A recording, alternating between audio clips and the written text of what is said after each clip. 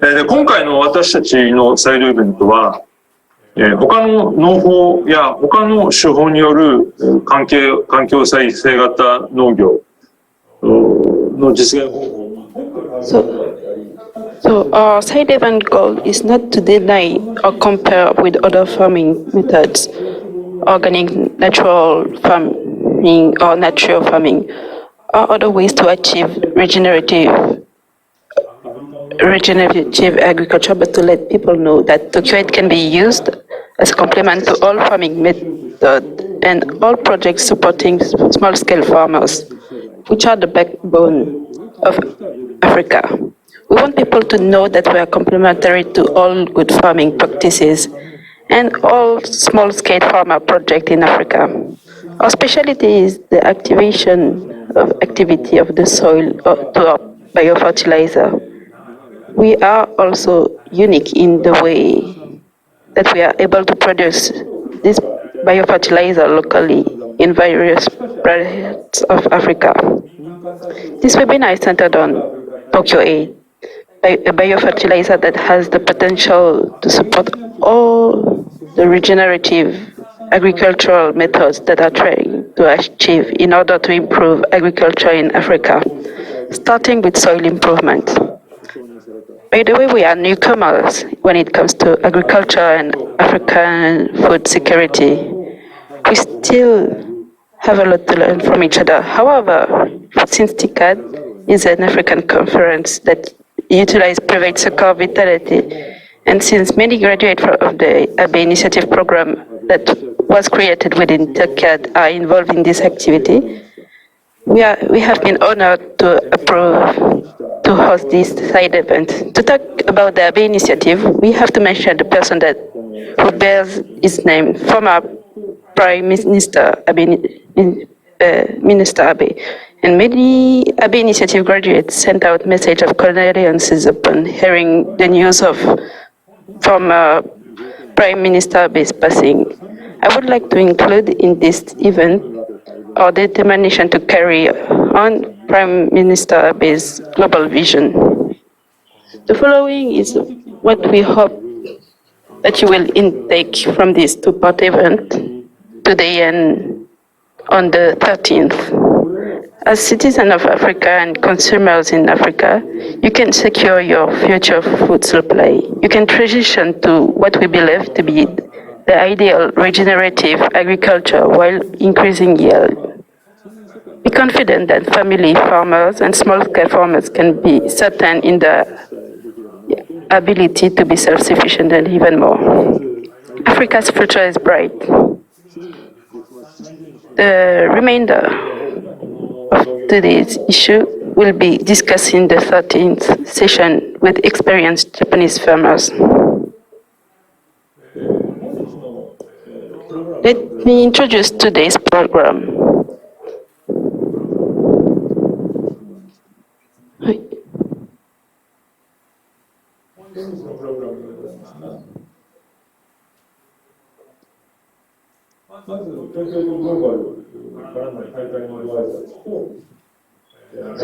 So today's program will first start with the opening remarks from Taihei and an explanation about TOKYO8 and why it leads to soil health and environmentally regenerative agriculture. After that, we will have reports on actual cultivation case and local production of TOKYO8 from some of our African collaborators. Cultivation report will be from Liberia, Lesotho, and Malawi. And the local production part of TOKYO8 will be from Mozambique.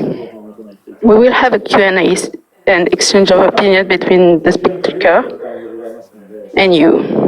We will explore all that and discuss topic on the 13th.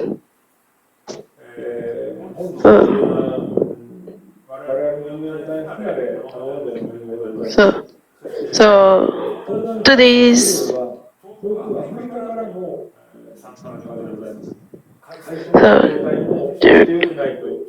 So during today's seminar, we might have some small issues because of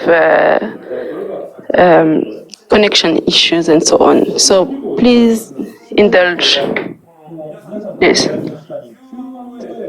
And when you want to ask a question, you can ask question anytime during the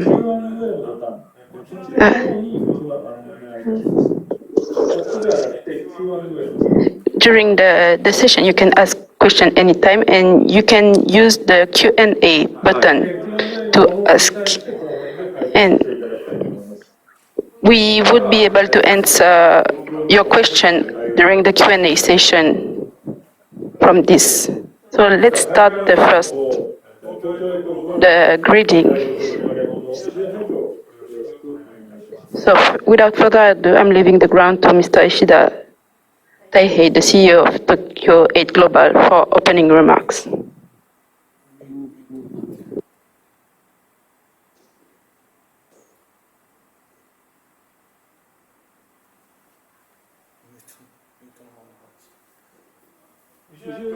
よろしくお願いいたします。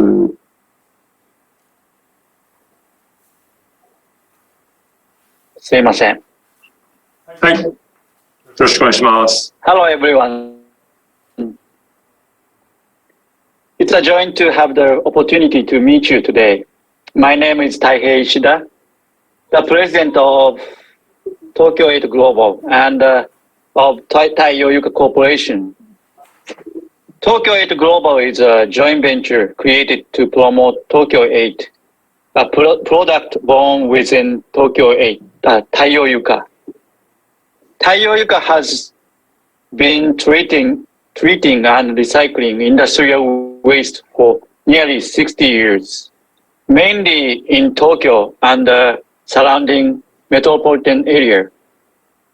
As one of the core members of the Soltera Group, we have adopted a diversified management system in collaboration with group companies under the philosophy of sustainable society and environment. Our mission is not just treating or recycling waste.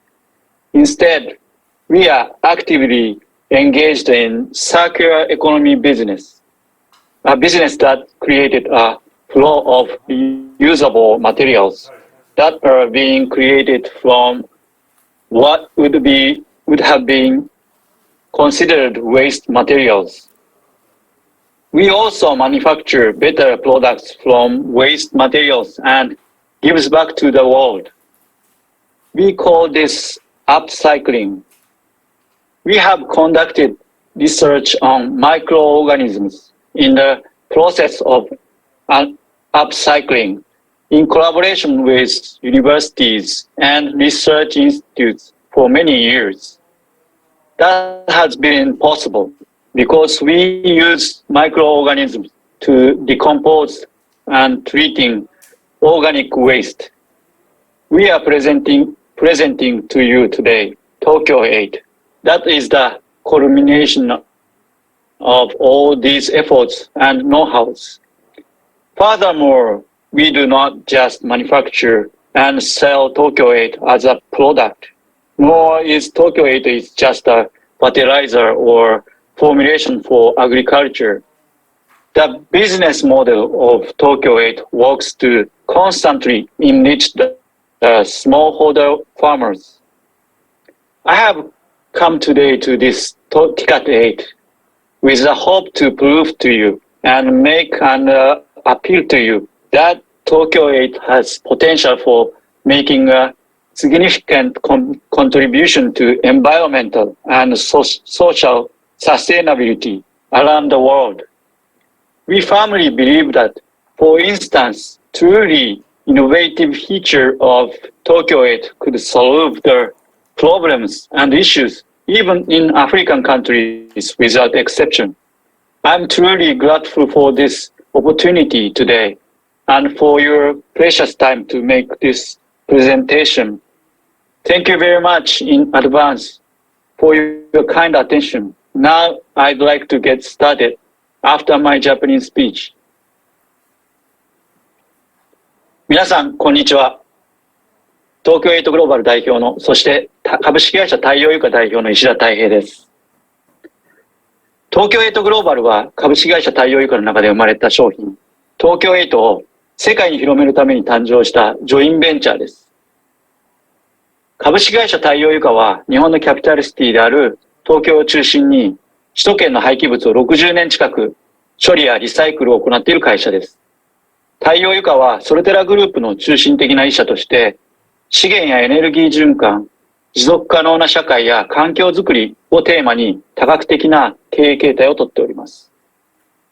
太陽油化はただ廃棄物を処理やリサイクルするのではなく、もとより良いものにという理念のもと、廃棄物を再資源化、もしくは廃棄物を原料に商品を製造し、世の中に還元するビジネス、循環型ビジネスを行っています。私たちはこれをアップサイクル事業とも呼んでいます。そのアップサイクル事業の工程で、長年微生物の研究も大学と研究機関とともに行ってまいりました。我々は微生物を使って廃棄物の分解処理を行っているからです。それらのノウハウや努力、すべての融合で生まれたのが、本日ご紹介したい商品の東京8でございます。さらに私たちはこの東京8をただの商品として製造販売しているのではありません。まして東京8がただの農業向けの肥料や製剤としてだけの商品でもありません。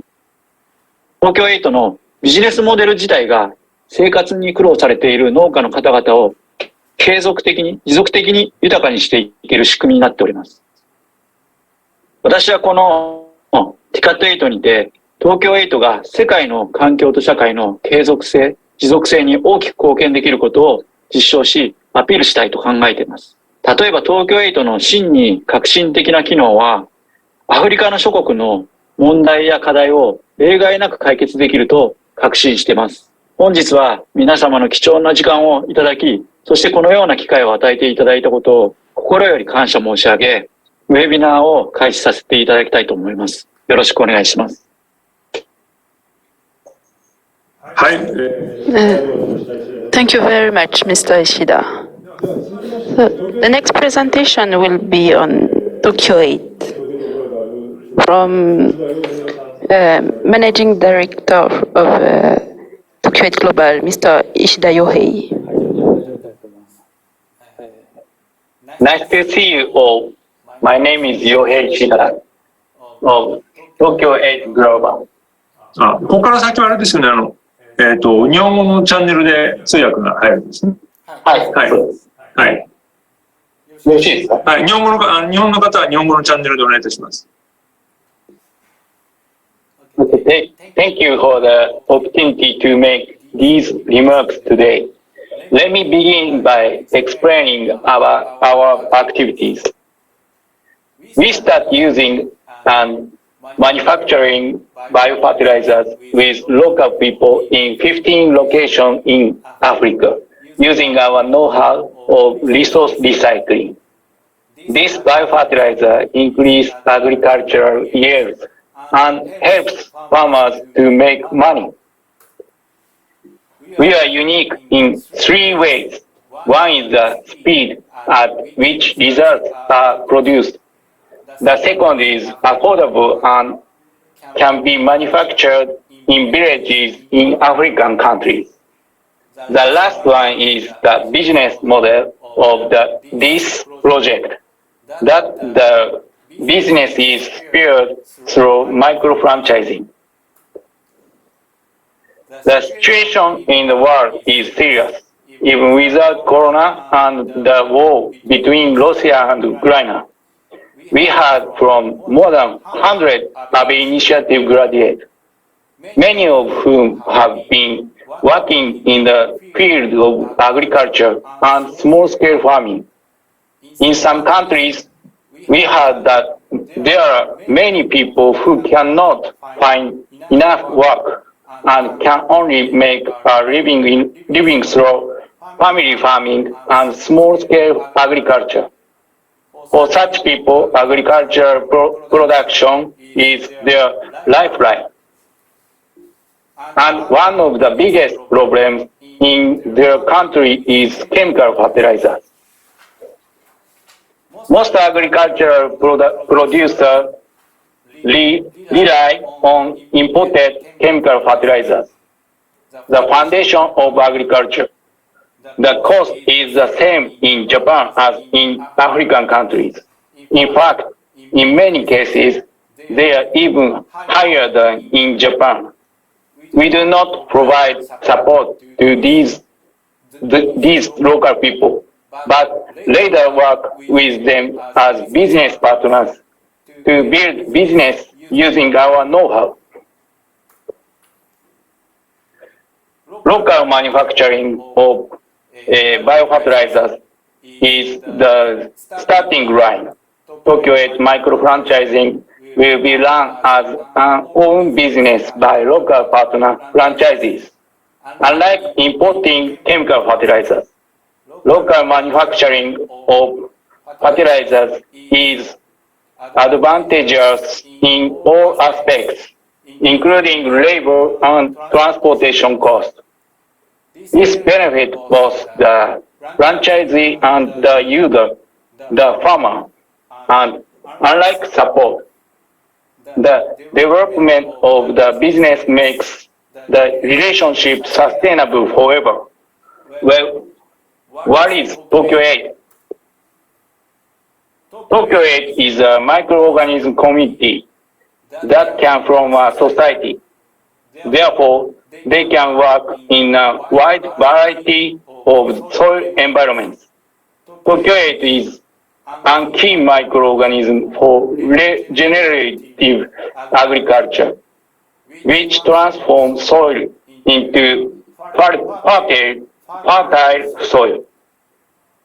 Symbiosis occurs with other soil organisms to create a natural nutrient circuit for the crop. This improves root development accelerated the harvest time and increased the yield. TOKYO8 is complementary to all other farming methods and small-scale farming support projects and can coexist and co-prosecute. It can work with any farming method and of course with regenerative agriculture, which is currently attracting attention. Therefore, if you add TOKYO8 like seasoning to project already underway in your country, it will be easier to produce results. We have an even bigger goal. Originally, our company was Taihei, a Tokyo-based recycling company in Japan. Laws and people's concepts have been nurtured over a long history since the Meiji era, and the values of resource recycling have taken root. I believe that the development of the system has been based on a combination of various conditions, such as price advantages as a second-hand company and consideration for stakeholders. We cannot be directly involved in the rules of the countries and regions where we operate. However, through agriculture, you can feel the value of recycling by experiencing the resource circulation of TOKYO8, which is made using locally unnecessary garbage. Once the value of this project is spared to many people, the TOKYO8 micro-franchising circle will expand even further. We are ready. There are many other resource recycling technologies in Japan, and with the TOKYO8 micro-franchising network, we can create projects that can be delivered to Africa, switch problems that cause epidemics and pests and bombing, and landfill problems associated with the disposal of waste.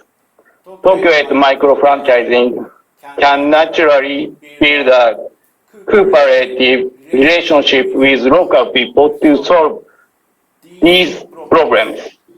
I repeat, franchise is not directly managed by providing know-how, but it is a system managed by local people as owners, and the profit is left in the local area.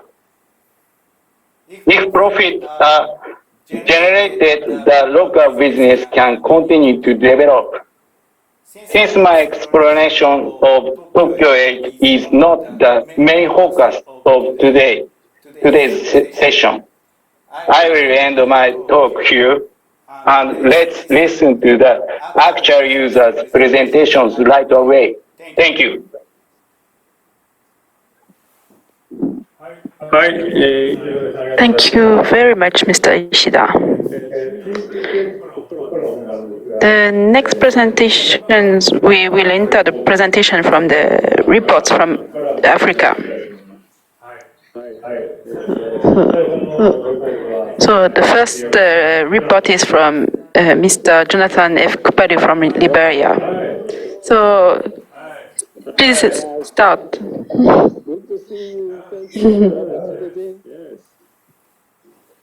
Yes, All right, please. so Yeah. I can now begin my presentation on TOKYO8 Liberia's experience.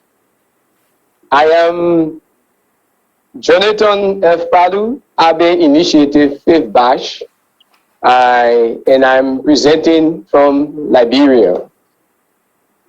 And so let's go to the next page. Today we will just give you few information within the next 15 minutes. And we'll talk about the team that participated in the TOKYO8 experiment in Liberia. We gave you an overview of the opportunities and challenges we have with agriculture in Liberia. We're going to tell you about our experimental plan with TOKYO8 and then the crops we cultivated. We will provide the results and give you our own impression. And then we will also elaborate on how TOKYO8 has a benefit for Liberian farmers and our plan for TOKYO8 in Liberia. Next, please.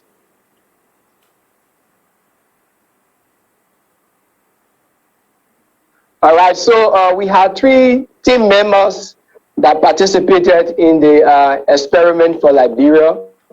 I, being the team leader, I graduated from the United Nations University with MSc in Sustainability Science, and my thesis focused on food security. My 2 collaborators both graduated from the University of Liberia with a BSc in agronomy. One specialized in soil science and another in crop production. Next slide, please. All right, let's first begin with the opportunities we have with agriculture production in Liberia. From our studies, we see that about 70% of the Liberian population depend on agriculture and forestry.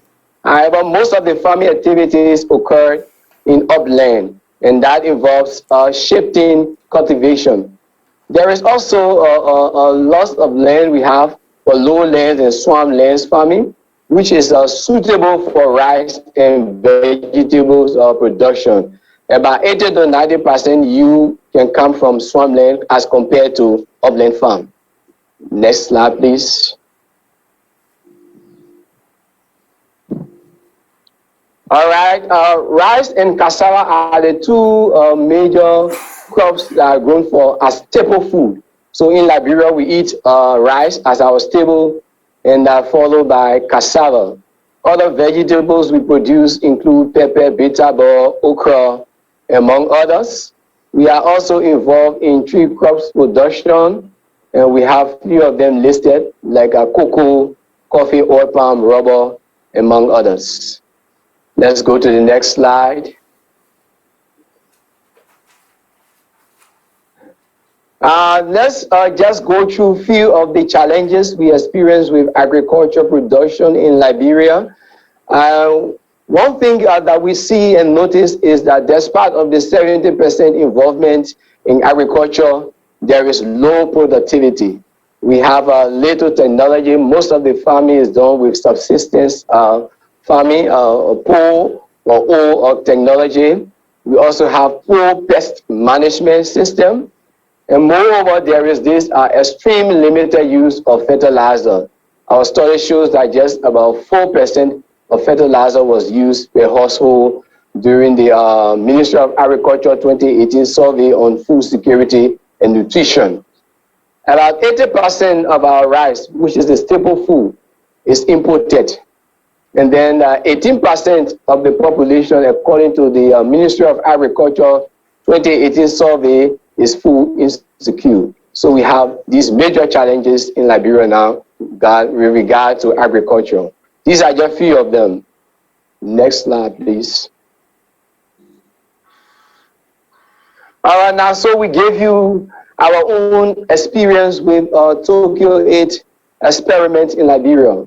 Our plan began with the soil testing. We did soil analysis to see whether the soil is feasible for production, and we had 5.98 result, which shows that it was good if we start with the vegetable or food crops we earmark. And then we did the land preparation. We divided the field into 4 plots. Each plot has 64 meters square. And for plot 1 or field 1, we applied NPK. For field 2, we combined NPK with detrine pesticide. And for field 3, we combined NPK, detrine, and TOKYO8. And for field 4, we only had TOKYO8. And so we planted 5 different food crops involving palava soils, water grain, okra, cucumber, and sweet corn. Let's go to the next slide, please. For the fertilizer application, field 1, that is the NPK, was 100% fertilizer. We did not apply anything besides fertilizer, the NPK fertilizer. And for field 2, we combined the NPK and detrine, which was 100% NPK, 100% detrine. For field 3, we only had 20% NPK, 20% detrine, and 100% TOKYO8. And for field 4, we only applied TOKYO8 100%. So if you look under there, you see the measurement we apply for NPK, for detrine, and for TOKYO8. So let's go to the next slide. And so initially we had detrine used as a pesticide in our plan. But later on, we got to understand that TOKYO8 can also be used as a pesticide. So we use TOKYO8 in a concentrated form, 100 milliliter to 1 liter, and that was very effective on field 3 and field 4, especially for the pests that affected the sweet corn. And we did manual watering from the well. We collected water using the watering can, and that's the system. There was no irrigation system. We used the traditional method of watering. Next, please. And so let's now go into our results and see what was the outcome of our experiment. We will begin with the first crop, that is palava soils. For our experiment shows that field 3 had a higher yield in terms of production for palava soils. So field 3, we told you, had a combination of 20% NPK, 20% detrine, and 100% TOKYO8. So as supplementing the conventional maize with bio-fertilizer, which had a good yield, better yield, 58%, and then followed by TOKYO8 field 4, which had a next yield of 31.5%. So we see that TOKYO8 actually had greater influence over the production compared to field 1 NPK and field 2 NPK and detrine. The next crop is water grain. Next slide, please. So for water grain, we also see higher yield in field 3, NPK, Detrine, and TOKYO8, having about 27 stems, followed by TOKYO8, which alone that produced 9 stems, and we see NPK had 3, NPK, Detrine had nothing. So here again, we see TOKYO8 having an influence over the yield as per our plan. So let's go to the next crop.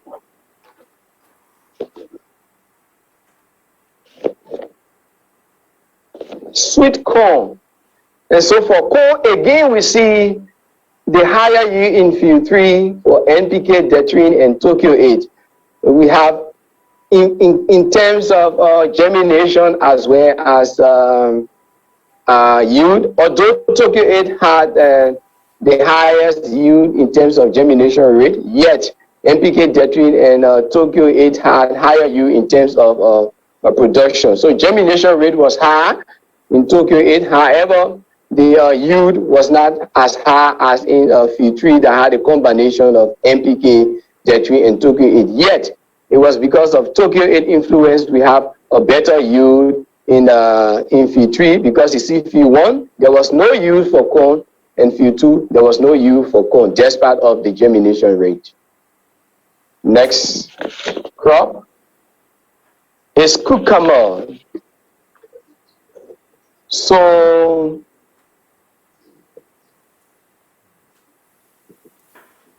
can we go to the next slide, please? Cucumber. Okay, right. So again here for cucumber, we see there is no yield at all due to some challenges we have. We can't tell whether it was because of the soil or because of climate change. We also experience increase in temperature. However, we see higher germination rate where we have a TOKYO8 combination and TOKYO8 alone. In field 4, we see TOKYO8 had the highest germination rate, especially for the second assessment for the full percent. And then the second assessment for field 3, NPK, Detrine, and TOKYO8 is 28%. So we also see, despite of no yield, if we had the opportunity to have yield, TOKYO8 would have had better yield than all of them. But it was an unfortunate situation, and we are yet to have a study to see what was the issue with that. However, TOKYO8 had a better influence in germination rate compared to field 1 and field 2. The last crop is okra. The scenario for okra and cucumber is the same. The next slide, please. So the scenario for okra and cucumber is the same. There was no yield at all. No considerable yield. We have just few okra producing, yet there was no considerable yield. However, we see in terms of germination rate, TOKYO8 had the highest, especially for the second assessment we did. And you can also notice that we had to do replanting because the first seeds we got did not do well. So we had to replant. And so after replanting, we also see that TOKYO8 had the highest germination rate, and the next follow with NPK and field 3 as well. So that ends the experiment, the results we have with TOKYO8 for the 5 crops that we planted in the full fields. So let's go to our own impression. How do we see TOKYO8? And based on the experiment we conducted, we know that TOKYO8 from our experiment will promote sustainable agriculture. It has the potential of promoting sustainable agriculture. It also has the ability to enhance crop production.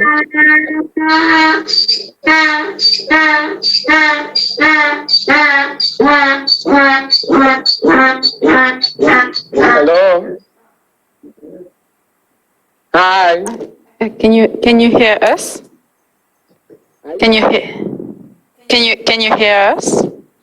Yes, I got some interruption. Yeah, please continue. All right. TOKYO8 enhances crop production by enriching the soil from our experiment. It can also be used as a pesticide, especially when it is concentrated, not in the normal or plain. It is also safe and good to use environmentally. It's safe for people's health, and it's also safe for biodiversity.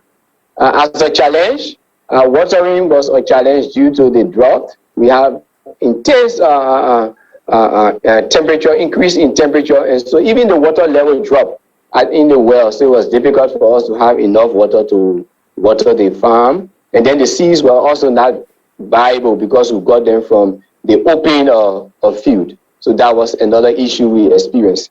And so the benefits for Liberian farmers, on the next slide, we see that if TOKYO8 is used in Liberia based on our experiment, it's going to increase production, use, and income.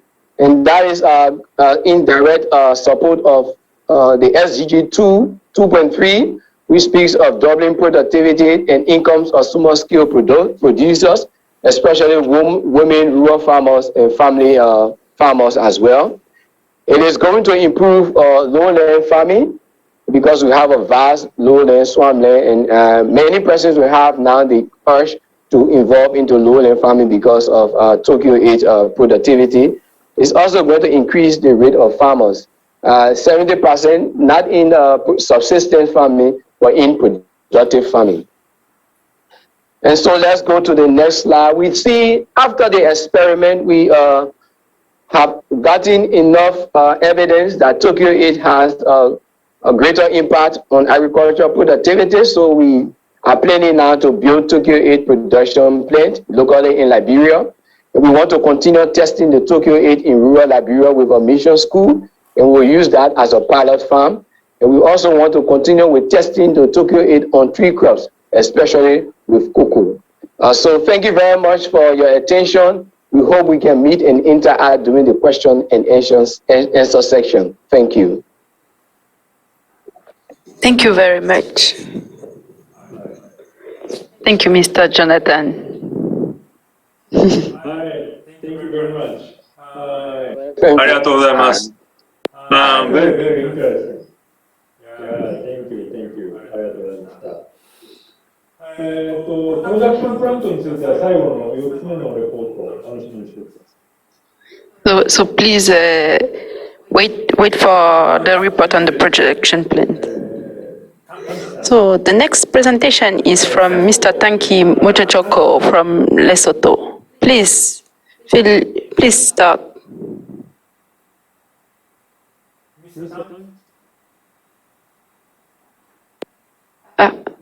Mr. Tanki, we cannot hear you.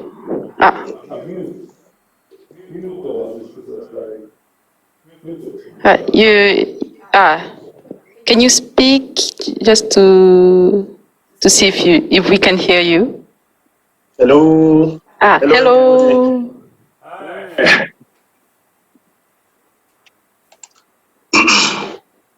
Hi, please. Okay. Good afternoon, everyone. Thank you very much for the opportunity given. My name is Tanki Mochochoko. I am Lesotho citizen, currently residing in Lesotho. I am the alumni of the Nagasaki University, which is based in Kyushu in Japan, where I was studying towards Master of Engineering in Water and Environment between 2019 to 2021.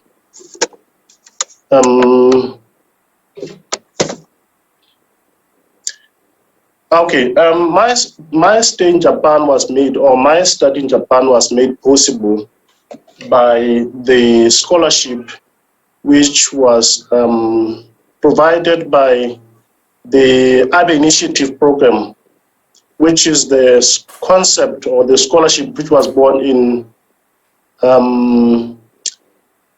TICAD8, which was held in 2013 in Japan. So I'm very proud that I'm the beneficiary of the concept which was born in the same discussion as this one. Today we are going to present the research which is based on TOKYO8, just like my colleague has just done. And I should mention that even before I start my presentation, this collaborative work, which myself and another beneficiary of the AD Initiative program, who is Mr. Tsulo Mahasi, and TOKYO8 Global Company. This was born in one of the fairs, the business fairs that we had in Tokyo, I think sometime in 2019. I think I should have mentioned that the birth of AD Initiative program from the beginning was meant to ensure that there is capacity building on human resource development in Africa, and also to strengthen networking between Japan businesses and African countries. And today, 2 years down the line, since 2019 or 2020, we are here with this presentation as a collaborative work that has emerged from that business frame. I'm very thankful for that. Now, without any waste of time, let me quickly dive into the business of the day, which is evaluating the effectiveness of TOKYO8 on horticultural co-production in Lesotho.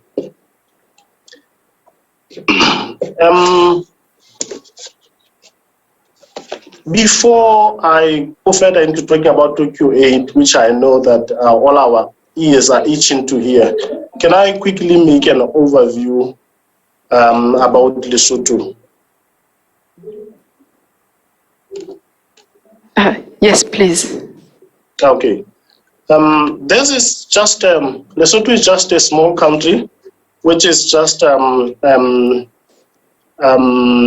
based down south of on the African continent, and is completely surrounded by Lesotho, as you can see here. By South Africa, as you can see.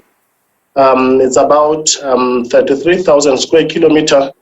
And if I were to bring this into perspective for the Japanese people, then this is like 2 times the size of Iwate Prefecture.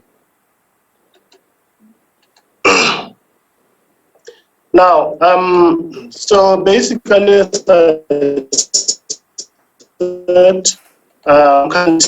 Lesotho is divided into 10 administrative districts, and currently I'm residing in the capital city, which is Maseru. And this is where also the activities relating to TOKYO8 are also taking place. So every other thing that I'll be talking about that relates to TOKYO8 will be taking place or was taking place in this particular district. Okay, still on.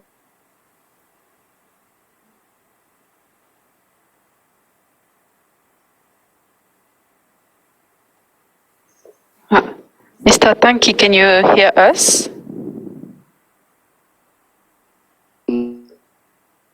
Mr. Tanki?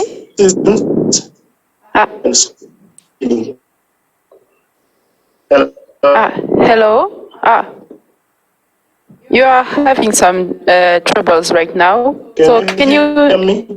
Yes, we can hear you back. So please, can you start back from the beginning of the slide from Afriski, please? I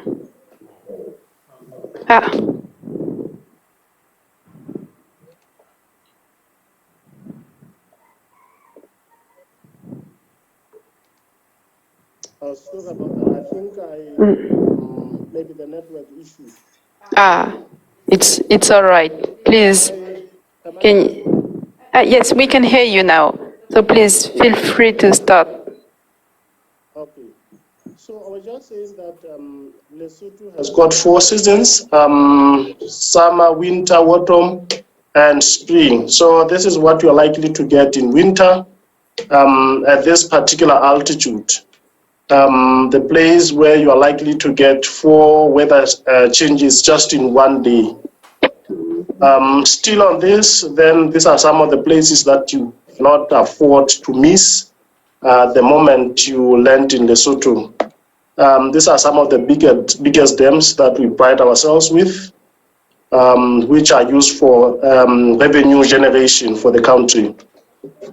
On the side of the culture, you cannot afford to miss how Basotho people live, from their norms, culture, even to the lifestyle. On the economy side, we rely so much on not only livestock production, but in agriculture in general, as my fellow Liberian has said. And agriculture contributes about 4.8% of Lesotho's GDP. It's not only agriculture, but also we have some mining industries or mining sector, which has been on the rise since 2000. And you can see that it has been increasing significantly since 2000. And we also have the garment industries, which take advantage of the African Growth and Economic Opportunity Act, which is AGOA in short, which allows products coming from Africa, and Lesotho being one of them, to enter freely into the US market. And also the fish, trout, which is also being exported to Japan. About 90% of the trout, high quality trout that we produce here, I'm happy to see that is being exported to Japan, among other countries. All right, that was that about a short overview about Lesotho. Let's get into what I think we need to hear most. So despite these milestones that I've just mentioned, which are positive about the country, Lesotho, climate variability characterized by strong weather events, population growth, and pollution have caused negative impacts on sustainable food production across the region of the African continent, for which Lesotho is not exception. This is according to this offer here. In 2020 alone, over 26% of the population was faced with food crisis due to unprecedented impacts of COVID-19 and erratic weather events, which have caused further decline in food production in 3 consecutive years, leading to an economic decline of about 5%. And it is on this notion that we felt that agriculture in Lesotho needs to be boosted in order to improve not only agricultural productivity and production, but also to ensure that food security, as dictates some of the SDGs, is being maintained.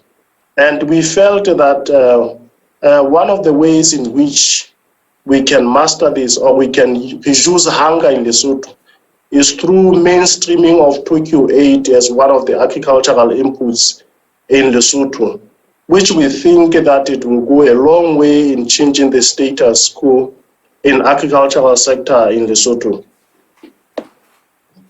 Now, you might have heard me talking about TOKYO8 and TOKYO8. What could this TOKYO8 be? This is an organic biofertilizer which is made using the community of microorganisms, as has been explained by some of the colleagues here who talked before me. And it was developed by wastewater treatment experts in Tokyo. Although TOKYO8 is as a result of the microorganisms from the treatment works, it is harmless, it is odorless, and above it all, it has been approved for use in agriculture in Japan. And these are some of the advantages that TOKYO8 presents over the known or the commercial fertilizers. Of course, by virtue of being a biofertilizer, it is environmentally benign. It is environmentally friendly. It also enhances nutrients availability to plants for improved agricultural productivity and production. And it is highly cost effective. And in this case, we are taking the case of Kenya, where they realized that they reduced spending on inputs by using TOKYO8. So vegetables grow healthier and tastier, improving food safety, yield, and quality. These are some of the advantages. Okay, in light of these advantages, as a Lesotho team, we were interested in having the trials back here in Lesotho to see if the same TOKYO8 which is being used in Japan could equally be effective here in Lesotho. So as a result, we made some demonstration plots in this past cropping season of about 40 square meter each plot. And in one plot, we applied TOKYO8, while in another plot, there was no application of TOKYO8 at all. I should have mentioned that the only difference here was that there was TOKYO8 on plot 1, while on plot 2, there wasn't any TOKYO8 applied. But treatment was the same across the two plots.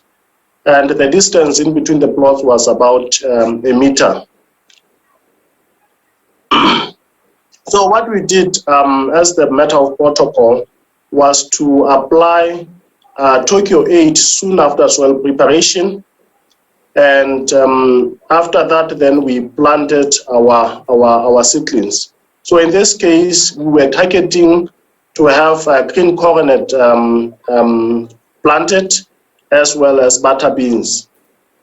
But I will explain later why I had to exclude the butter beans, the plot and the preparation for the butter beans, because of the challenges that we encountered during this past cropping season. So at the end of the day, this is what we have results to present upon on the green coronet. So this is how we applied TOKYO8 throughout this past cropping season, as we're having a green coronet.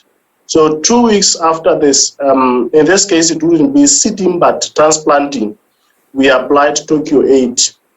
And after that, then we applied it one more time after 3 weeks. And this is how we applied it up until we reached the maturity of the cabbage. We were doing this using the knapsack sprayer, and we were made aware that we shouldn't use the knapsack sprayer, which is being used for application of the chemicals. And for that, this particular knapsack sprayer was particularly used for the application of TOKYO8. And I should also mention that throughout the application process, we never made use of the agrochemicals, which are used to take care of the weeds, different types of weeds.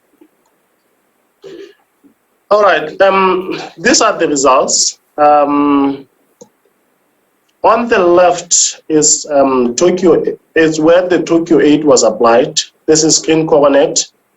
On the right, this is where TOKYO8 was never applied. I should have also mentioned that this was done at the same time, or the planting or the transplanting was done at the same time.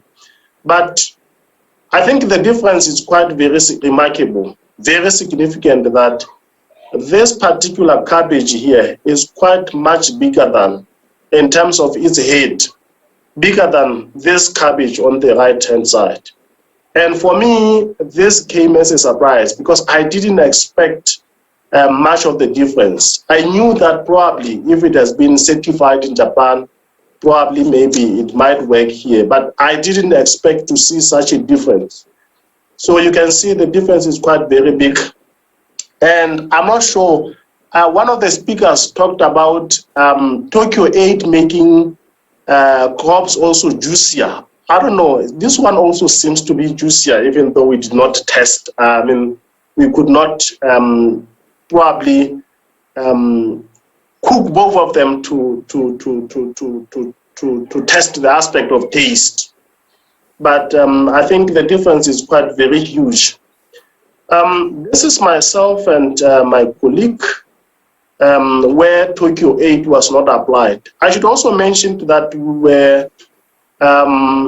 we had a big challenge of flooding, heavy rainfall. As a result, the growth rate of the crops across the plot is not uniform. However, we tried to sample at the same place to see the difference. So this is where there was no application of TOKYO8. In the next slide, this is where TOKYO8 was applied. I think the difference is still significant. It can just be seen.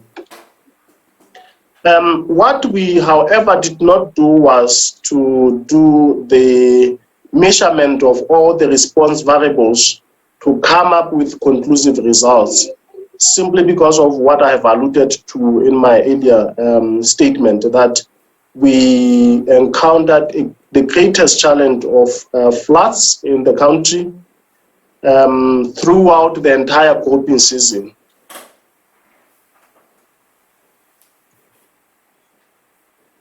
Okay, I made mention of the butter beans, and because of the flooding, the butter beans could not stand the floods, and therefore they simply perished, and therefore we felt no need to actually bring them here as part of the presentation, because there was nothing significant that we can extract out of it in as far as the application of TOKYO8 is concerned.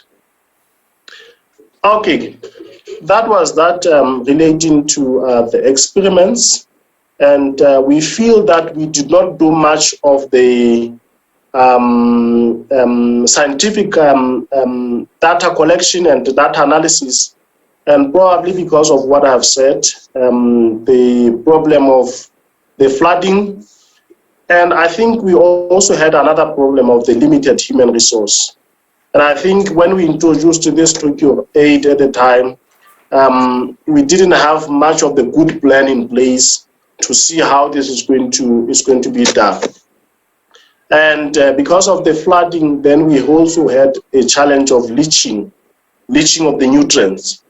The nutrients were never available for the crops to be used because of this excessive rainfall. And for that, we are aware that we cannot conclusively say the results that we see it's due to TOKYO8. It could have been by chance because we didn't do many trials. But we are determined that in this current cropping season, we will be more intentional in our strategy, and we will make sure that we at least have several crops to test on. And also, I will also be having some students under my supervision that will be working on this. These students will be diploma students whose projects will be purely on TOKYO8, and also testing its efficiency, or testing whether it performs better even here in Africa or not. So I think we are very intentional in our strategy this time around, and we hope that we will come up with very conclusive results this time around as opposed to. And well, we realize that the issue of the floods has become one of the problems in the country. And therefore, we have embarked in a journey to collaborate with people who have tunnels so that we can do our trials in tunnels where we wouldn't have effects of these natural disasters like excessive heavy rainfall. Okay, so with the few TOKYO8, I mean the cabbages that we produced, we went out to the streets selling, and I think the customers were more inclined towards buying produce or cabbage produced from area where TOKYO8 was applied than from the other plot.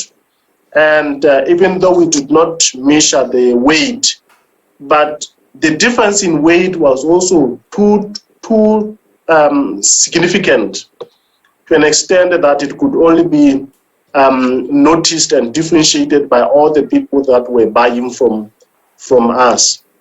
And I think this came as a positive sign to us to say that we need to be very strategic this time around in a way we apply TOKYO8 so as to come with the conclusive results. And other farmers whom we introduced TOKYO8 to, they were very keen, eager to have TOKYO8 too so that they can try it. And Inoue-san and Nobu-san had sent us 30 liters, which we had promised to send to a few farmers so that we can have multiplier effect. But unfortunately, it didn't come. It hasn't arrived as yet. And I've been following on it, but today it still has not come, and I don't know what is the problem. So there is quite a number of farmers who want TOKYO8.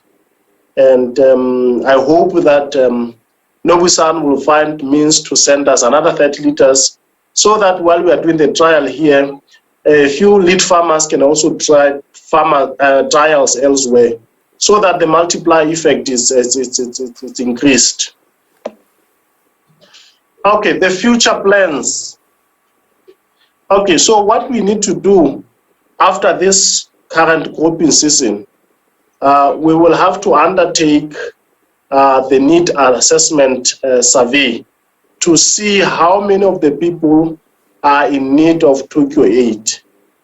Of course, we intend to do better marketing of TOKYO8 by just giving a few farmers TOKYO8 so that they can also apply on their fields and also do a need assessment. And if this passes, what the ultimate goal is this one. We would need to set up a plant locally so that we can produce TOKYO8 locally so that we can serve all our stakeholders, mainly the farmers. That's the future plan. With this, ladies and gentlemen, this concludes my presentation regarding my perception and the way I see TOKYO8 or the experiments that we have had about TOKYO8. Thank you very much. Thank you very much, Tanki. Thank you very much, Tanki. Mr. Tanki.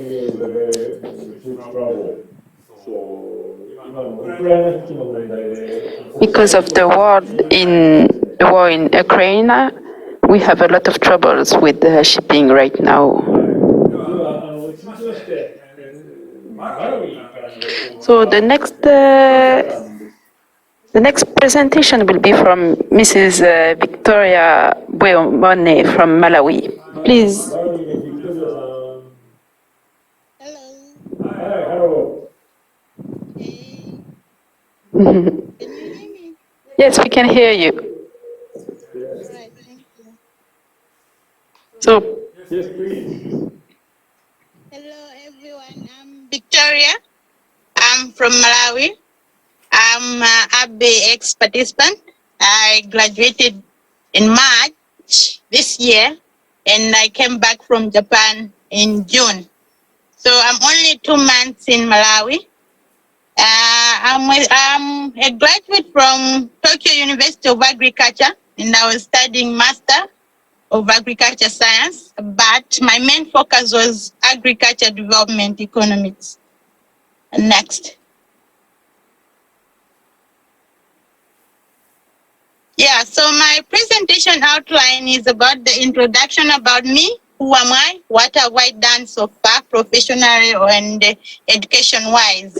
And my collaboration team, both in Japan and in Malawi, the experiments of the cultivated vegetables. About the results, I don't have much because I've just said that I'm just 2 months in Malawi, but so far I think I have made progress. The impression about TOKYO8 in my future plans. Next.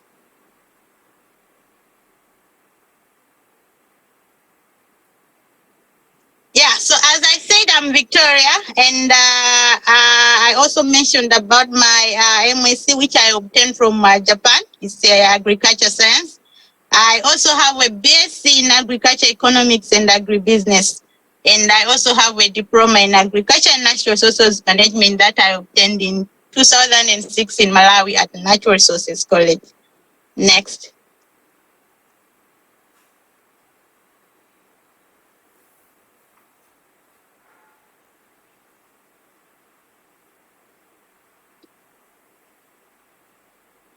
Yeah, so professionally, I'm the agribusiness officer for Kalonga district.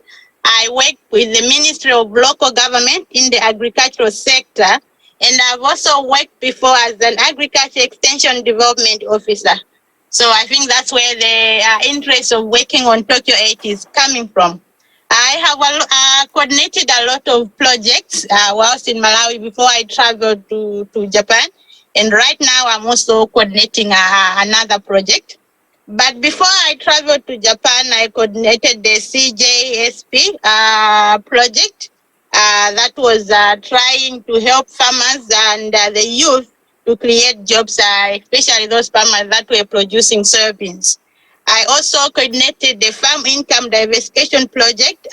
This is an EU project that was trying to help farmers to come together as cooperatives and do agro-processing. I also coordinated the UN Women project, the Women Economic Empowerment Project, and it involved the women and the youth. And I also coordinated the JICA project, a market-oriented smallholder empowerment and promotion project before I traveled. Right now, I'm coordinating a trade project. It's a transformation project for farmers, and they're also going to be involved in the production, agro-processing, and even trading with other countries. Next.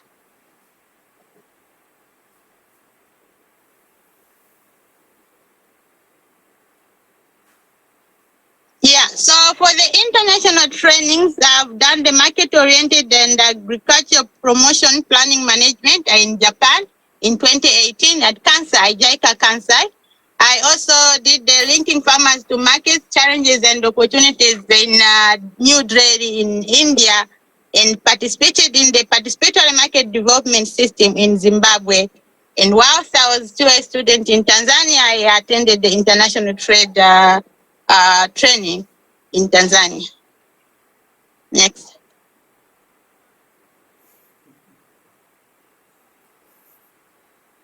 Yeah, so in terms of collaboration, I'm still collaborating with my team that I was working with in Japan. They are from Tanzania and Eritrea, but basically I'm more into interaction with the guy from Tanzania because it's like neighboring countries. I'm also having a team here. We have 2 officers, crops officers, Mr. Nkwelela and Mr. Manje. These are the guys that are working with me on TOKYO8 in Kalonga district. Next.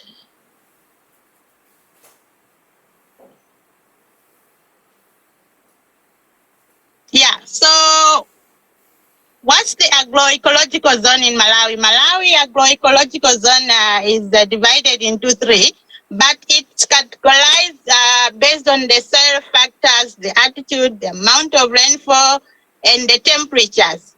And so far, Malawi has got 2 seasons. We have the dry season and the wet season. So the wet season starts from October to April. But now with the climate changes, it starts in December, unlike the usual one. So this is still the documented one, but literally it has changed over time. And the dry season is from May to September. Next. Yeah, so as we can see, the Malawi population growth and projection is telling us that by 2050, we are going to have 38 million people, 142, which is a very big rise from right now, because we are about 20 million.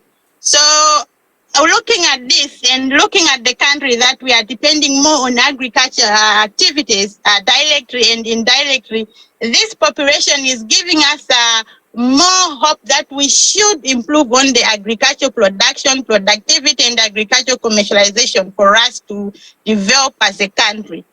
Next. Yeah, so Malawi has got a potential land of 5,738,000 hectares, but what we have cultivated so far is just half of that, meaning we have a lot of land that is not used because of a lot of issues, talk of mechanization problems, talk of input rise prices and the other factors. And we mainly depend on the land set, and that means we only have 10% of the irrigated dependency. That makes it very hard for us to have enough food because we are producing once in a year, unlike when we are depending on irrigation and rain fed. It means that we will be producing thrice or twice in a year. The land holding size for men is for 68% and for women is 32%. It also, and that's contributed mainly maybe because of our cultural practices. The main crops that we are growing in Malawi is corn. We call it maize in Malawi. Groundnut, beans, cassava, rice. Tobacco is our commercial crop, but it's going down. And then rice has taken over to be a commercial crop because a food crop, but right now because of the prices that are there on the market for rice, then it's becoming a cash crop. Agriculture is employing about 85% of the people in Malawi, and the GDP contribution is 30 to 35%. It mostly changes, but that's the range that we are having in Malawi for agricultural contribution on the GDP. Next.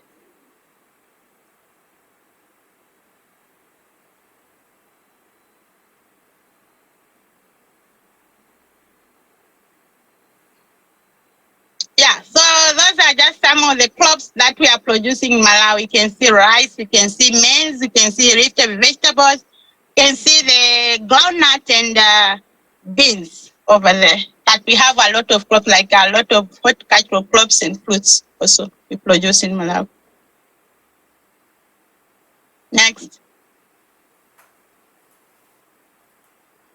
Yeah, so about fertilizer in Malawi.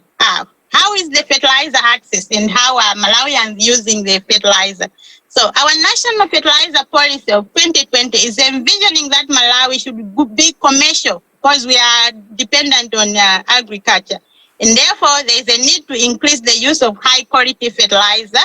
There is also a need to increase the number of people, private sector investment in fertilizer production, and to reduce the prices of fertilizer, because it's like each and every month in Malawi, because of the global crisis and even the economic factors in Malawi, the prices are increasing almost each and every year.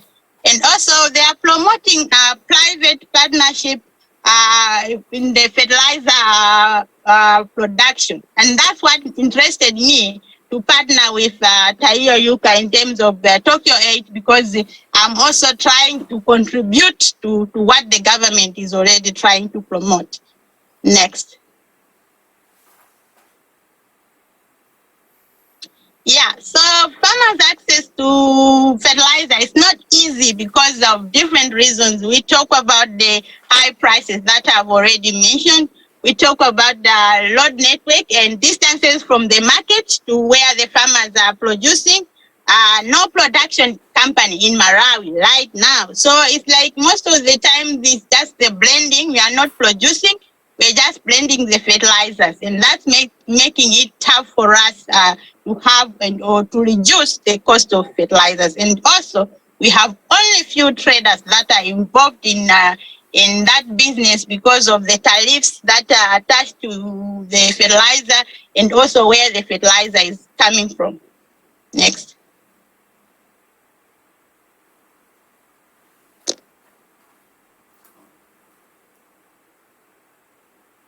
Yeah, so what are the activities that I've done in the 2 months that I've been here? Since I came, I haven't really rested. I just went straight on the ground to start this because I have the passion to make sure that I fulfill what I want for the farmers in order to improve their livelihood and also to improve their economical welfare at the household level, at the district level. I hope by the end of the day, I may also try to even contribute countrywide.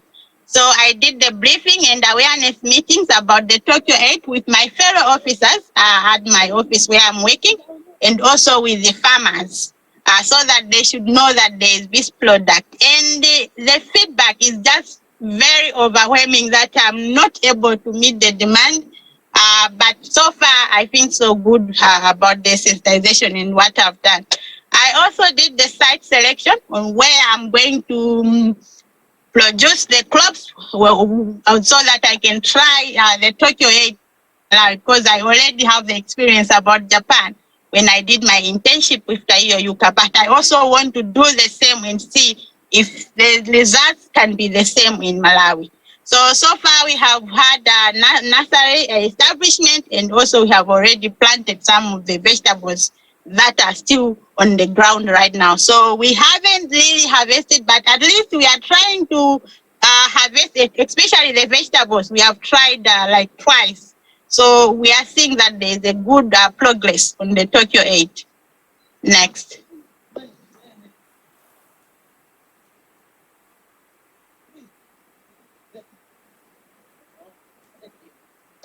Next.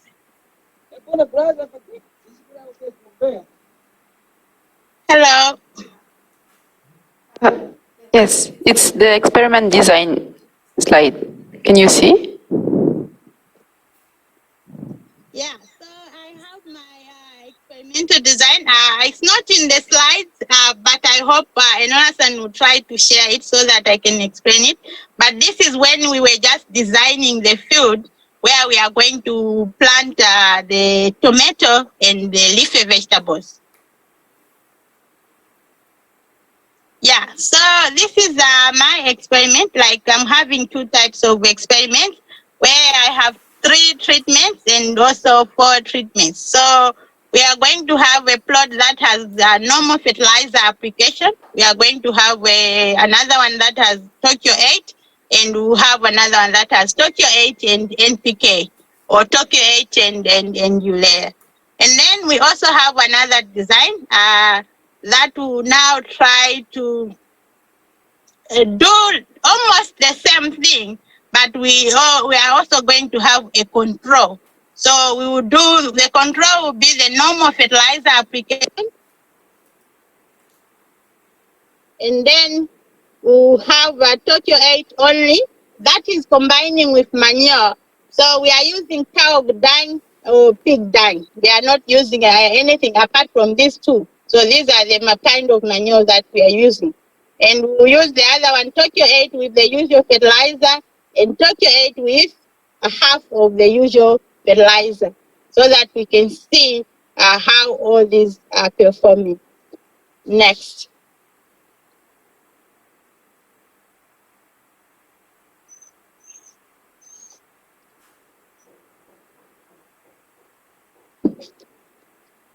Yeah, so far, as I said, that I just went straight on the ground. So to your right-hand side, those are the 3 weeks vegetables that we applied the TOKYO8. And this is when just we were going to the field to do the watering.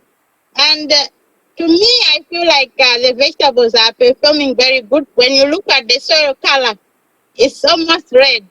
It doesn't feel like it was really there is fertility in the soil.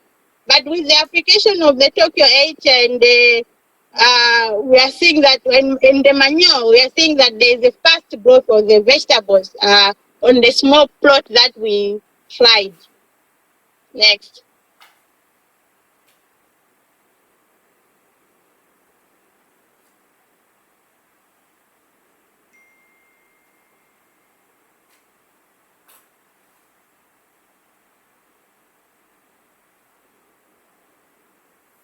Next. Yeah, so what's my impression about the TOKYO8 fertilizer? This one is reduces the usage of chemical fertilizers, and that's very good for us because it means we are going to reduce the cost of production. As I've already said, that the cost of fertilizer in Malawi is just very high. And with the continuance of the TOKYO8, we feel like there is time that we are going to reach and then we'll stop completely using the chemical fertilizer. We'll just concentrate on the TOKYO8 because the improvement of the soil structure, the aeration, development of the roots improvement, it helps the soil not to be very in a bad condition, but it helps the soil to improve, and therefore no need to add other chemical fertilizers because there is already fertility in the soil. Next. And when you look at the picture, this is when we were just going around the field where we are doing our demonstrations.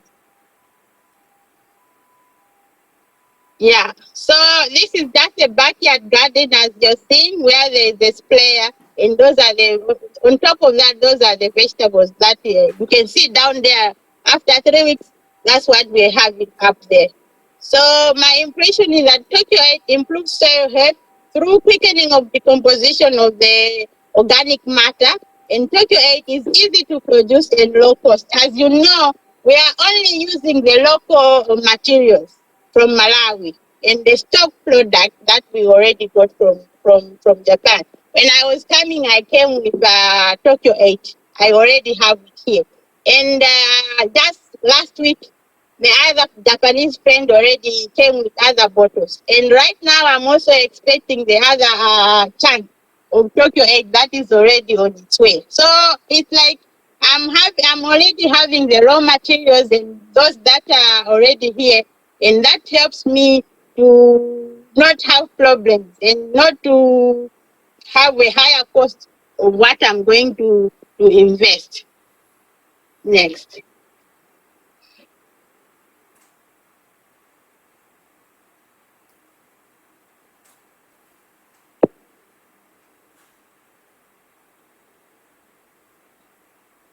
Yeah, so what are the challenges so far? I'm unable to meet the demand. I'm having a lot of demand from farmers. But because of the amount of TOKYO8 that I have right now, I'm still wanting just to concentrate on the areas that I've already started to implement the production of crops using the TOKYO8 fertilizer. And there are also mobility challenges. For me to reach very far places is a problem because we have a fuel hike. So I'm only going around the EPS that are close to the district where I am. I'm not going very far from where I am. But still more, I feel that's like a learning process because I will learn from the few areas that are close to me, and then after some time now I can extend to other far areas. In Malawi, the time for registration certificate for the product for us to register here, it takes a long time. It's like about 3 seasons. So for me to register this product, it will mean I have to produce this year during the winter season, like I'm doing now, irrigated produce. Then I have to produce again the rain fed. Then I have to produce again the irrigated one. So it's 3 seasons. So it's like 1.5 years.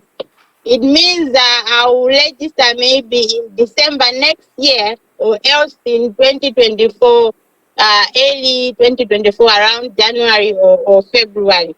And then the cost also is very high. It's about 5,000 US dollars, which is not easy to have for the research to register the product. But I'm having the overwhelming response from the farmers, as I said. And then I need also enough fund for me to finalize my production plant for it to be installed and for me to produce more TOKYO8 so that I can distribute it countrywide. Next.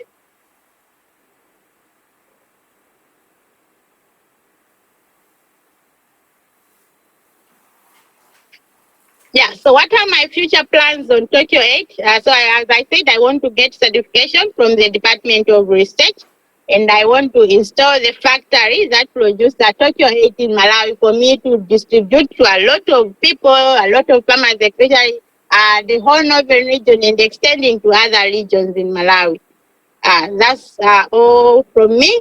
Thank you very much. I'm very hopeful, and I feel like in the 2 months that I've been here, I've done a lot. If we have to compare the time and what I've done so far. Thank you very much. Bye. Thank you very much.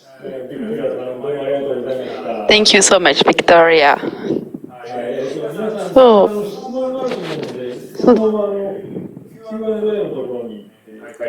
so maybe you have a lot of questions. So please, we will answer them if you write them in the Q&A.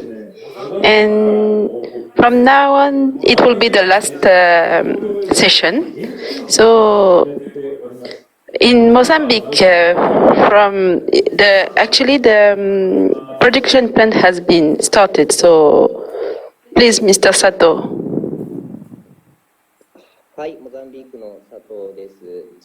Hello, I'm Mr. Sato from Mozambique.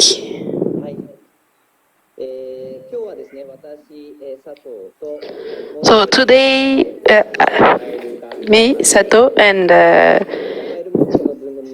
one person from my staff, Rafael, will participate in this session.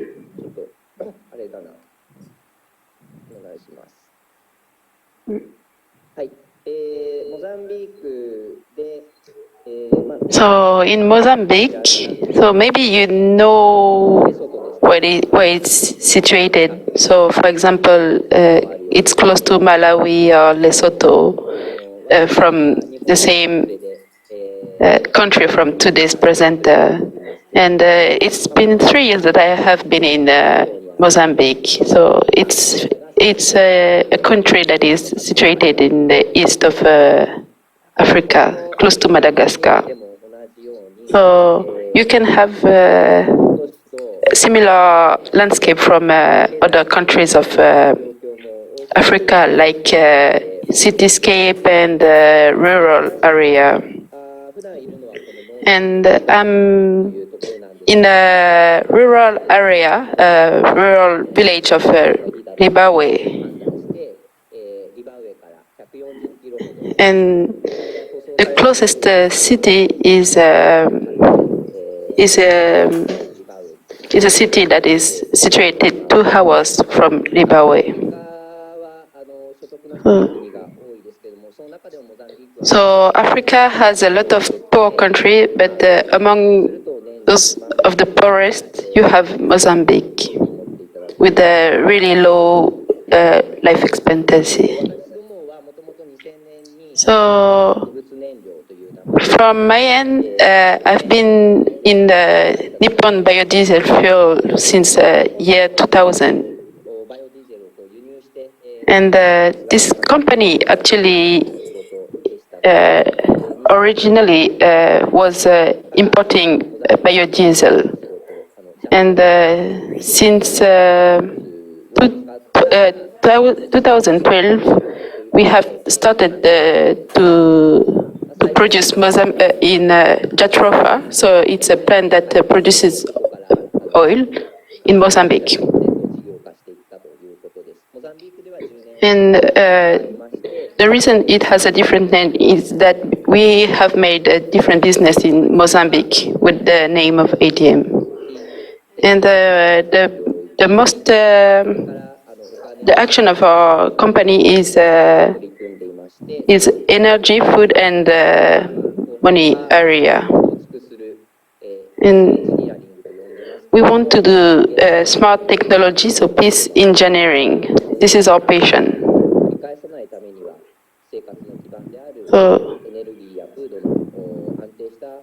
So in order to do that, we need to share energy and food. And only providing food and energy is not enough, but we also have to share money financing schemes. This is why the base of our company is also cooperating a lot with the communities, so village, and cooperating also with business. And since there's a lot of risk with the African business, we also cooperate with the government.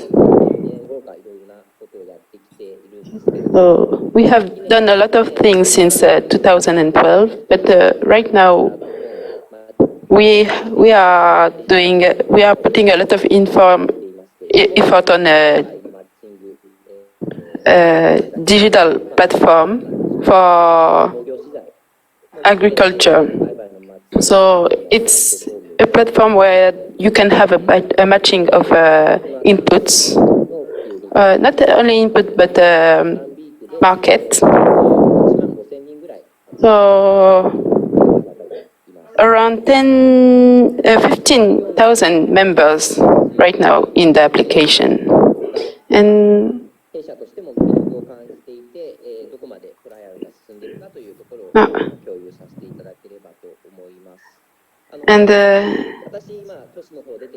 I will start the presentation about TOKYO8 now.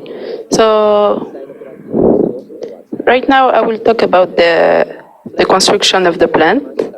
So I have made a lot of preparation about the plant. So if you have a few questions, I can show you during the Q&A session. But first, I will tell a little bit about the plant. So about the plant, we have started this year, February. And the tank costed around $1,000 per tank, for the 5 tank. And for the other equipment, another $1,000.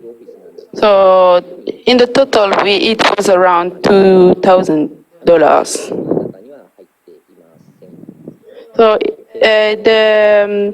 the labor cost is not included in this.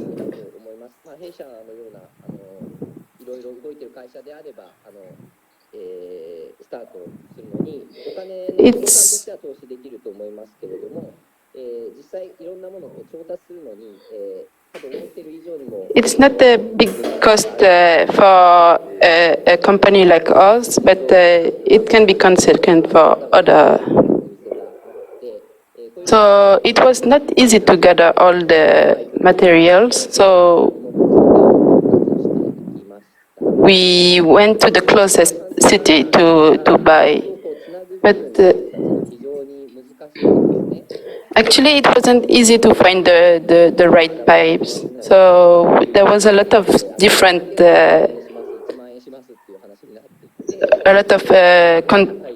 connectors, and some connectors, they were more expensive than expected. So, for example, $50 or $100, and we tried to find the better parts to be able to do it. So then we somehow did the construction as expected, and we did the water test, and then we were able do it. So we used Chinese water pumps, and first we couldn't find the earthstone, so we used this kind of sponge. So we thought it was better than having nothing, and we started with this kind of sponges. And then we received later the good parts, and we also received the operation from Japan. So we started the operation since May. So we didn't had any troubles, and we didn't had any leak or any issues with smell. So it's mostly water and TOKYO8 and fresh manure. So we were able to get the beef manure from a school, agricultural school that we are cooperating with. And this is the earthstone that we received from Japan. So first we were supposed to receive it in 2 weeks, but in the end we received it in 1 month and a half. But actually it was sent to a different place, and actually, people needed to pay to receive it, and they opened it, and they didn't know how to use it. So maybe this is why we were able to receive it. And lately, we started to take care of some donkey, and this is why right now we are using donkey manure. And actually, donkey manure is not easy to melt inside the water, so it takes quite time. So we need to separate it before using it. And actually, we need containers for TOKYO8, so we are using normal PET bottles like those one. So, for example, we use those PET bottles that have been used in the past inside the shop. We buy them, and we are using them to stock TOKYO8.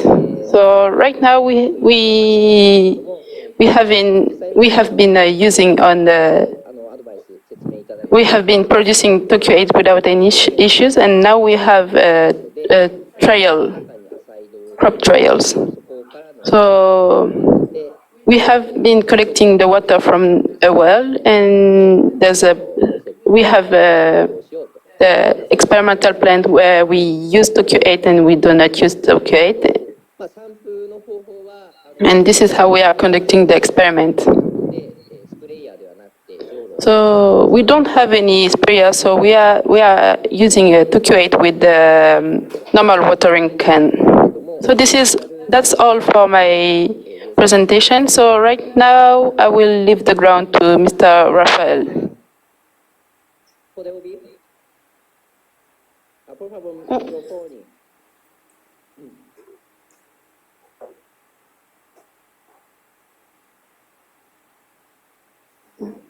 Por favor, liga el micrófono.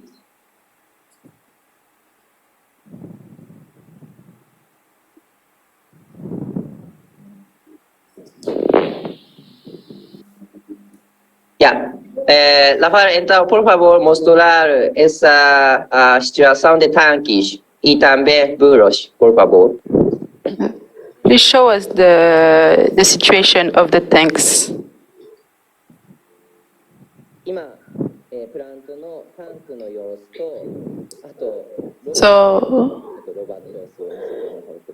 So right now he's going to show us the situation of the plant and also the donkey.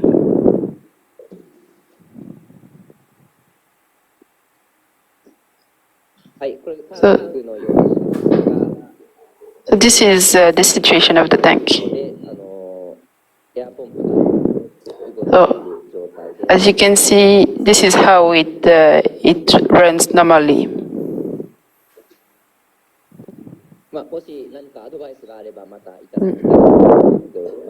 And if you had any advice, we would gladly take them.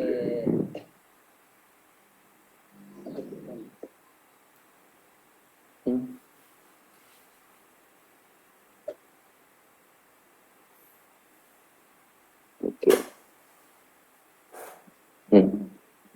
はい、このように、動いておりまして、今は電気はオフィスから。It's running like this, and right now for the electricity, we use the electricity from the office.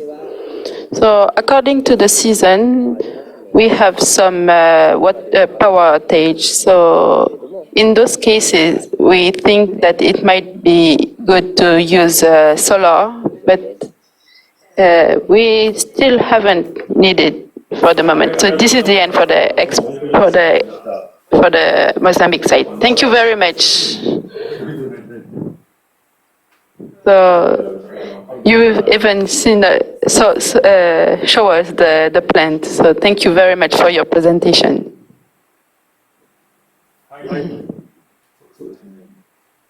So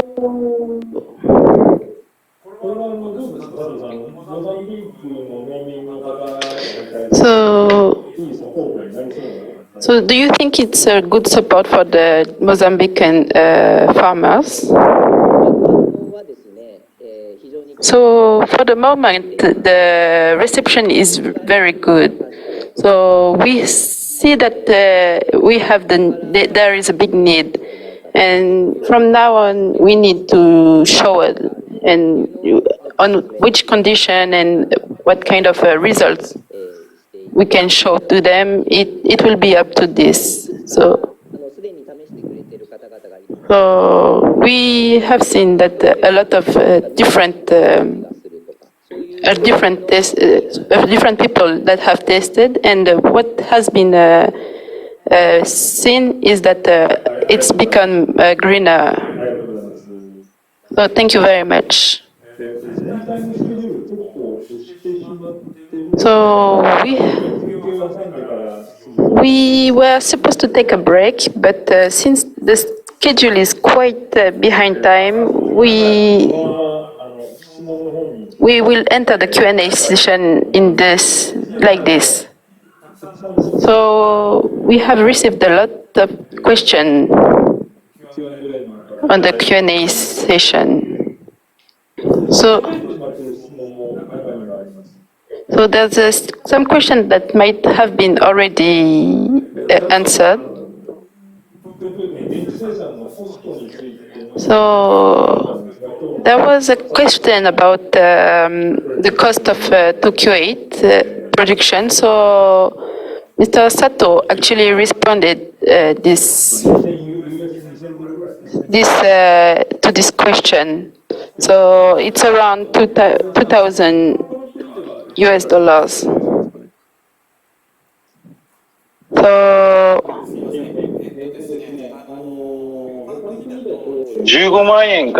for other countries, it might be between 1,000 yen to 3,000 yen. So sometimes there is some issue with finding the parts, so we need to try to resolve. But this issue, but it's around 1,000 to 3,000 US dollars.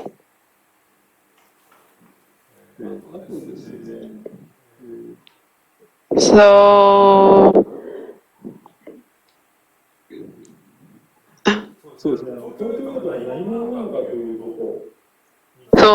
there was a question about what is TOKYO8. So from Mr. Peter. So you wanted to know the mechanism and how it's absorbed. So Mr. Yohei, can you answer to this question? So, first, TOKYO8 is a biofertilizer. So it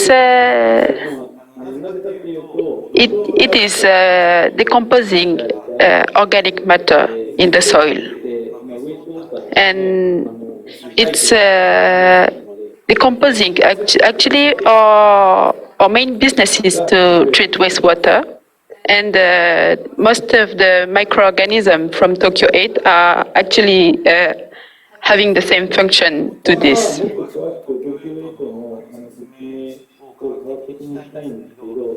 I would like to explain more about what is TOKYO8, but maybe I will try to explain in with better contents in another session. Is it good?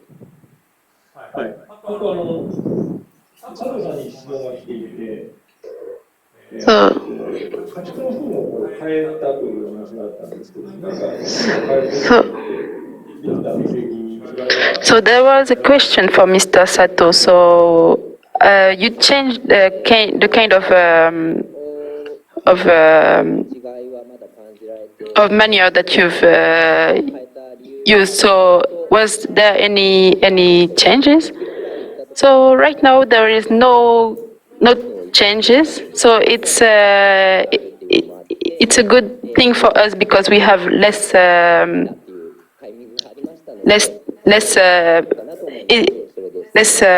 distance to cover right now. But there is no, for the moment, there is no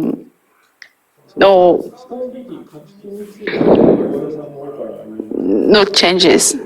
So maybe we can ask Mr. Yohei about the kind of manure.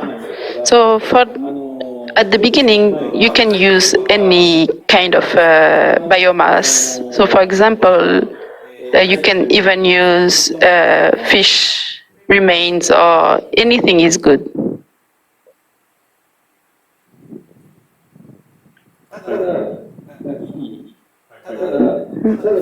But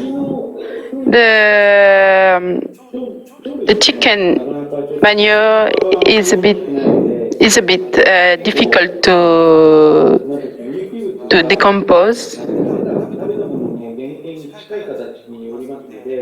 because they don't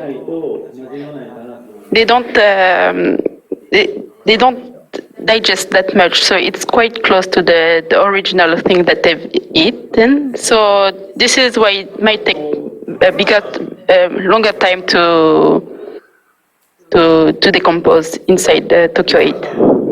So Jonathan, are you here? There's a question for you. Yes, I'm here. So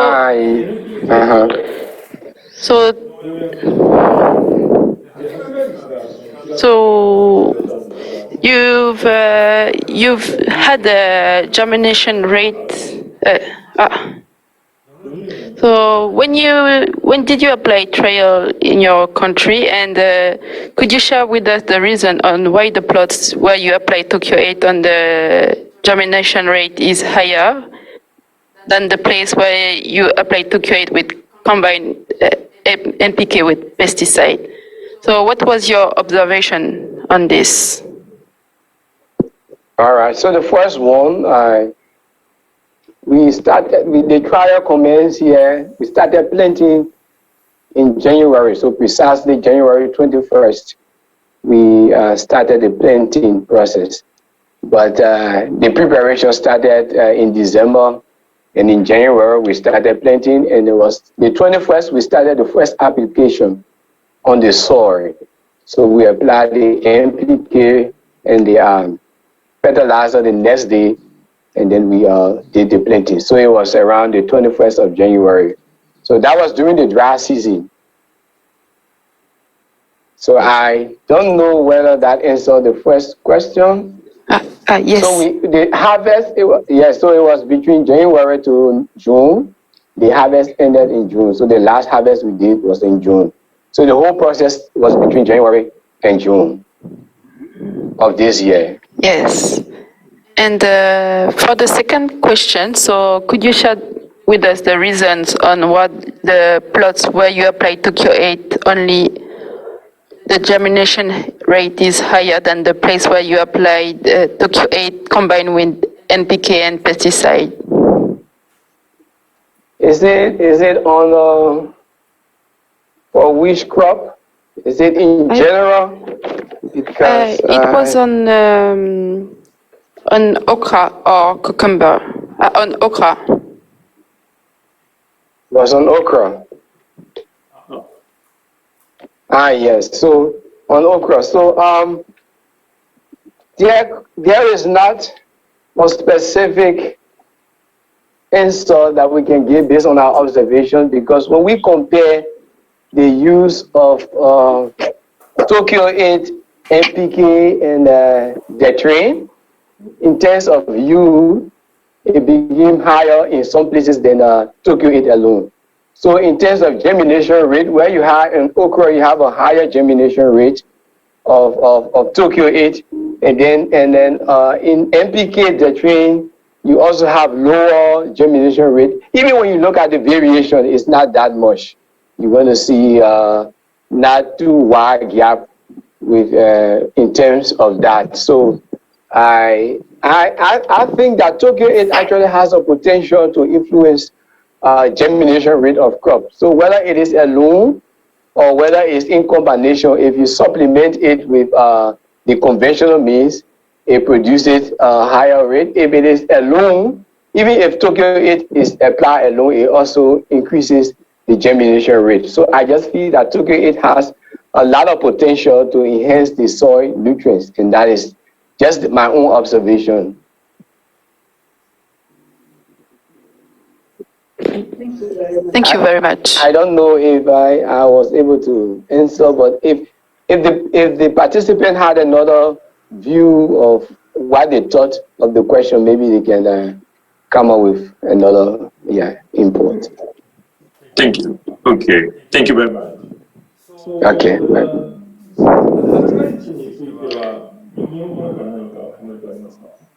So there is any comment from Japan about the germination rate? So about the germination rate, we had a lot of places where there was germination rate or the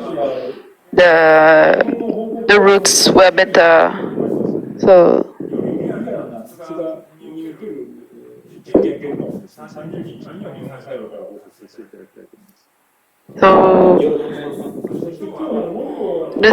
the 13th we will have more data about the germination rate and the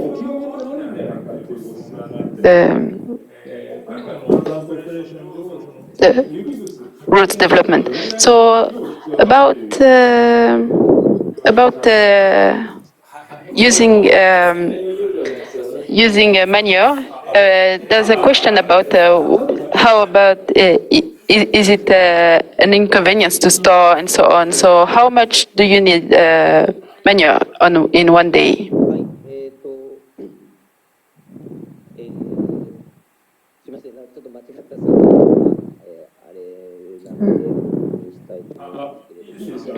So I might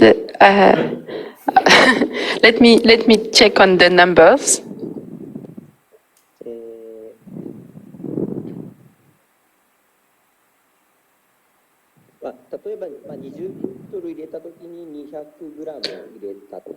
So, for example, when we put 20 liters of water, we put around 200 grams.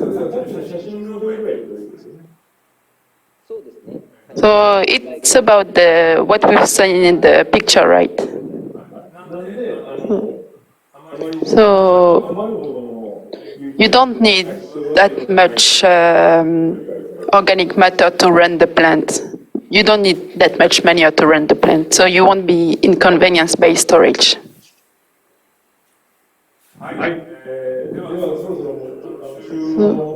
So we are very close to the ending time of the session. So we will enter the last words of the session.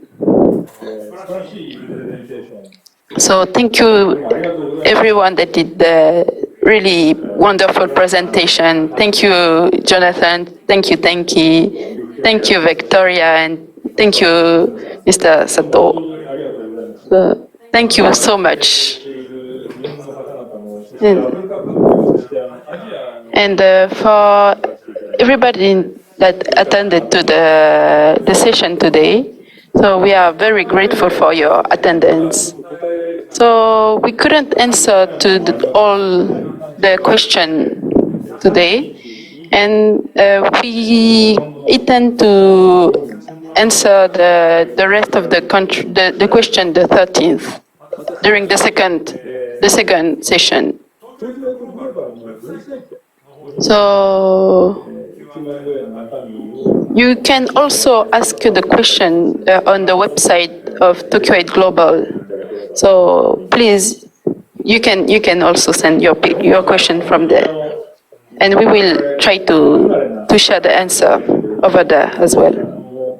So thank you for everybody that attended the webinar.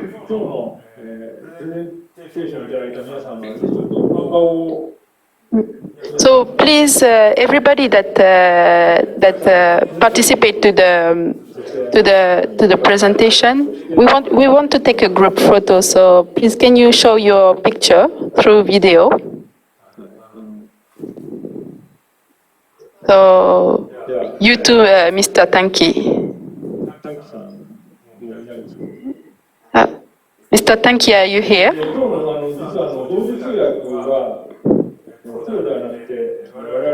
So sorry, today wasn't professional.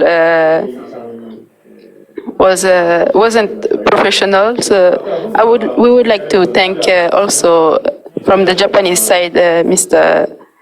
Shun Taihei and Mrs. Suzuki Seiko. So see you. Thank you very much.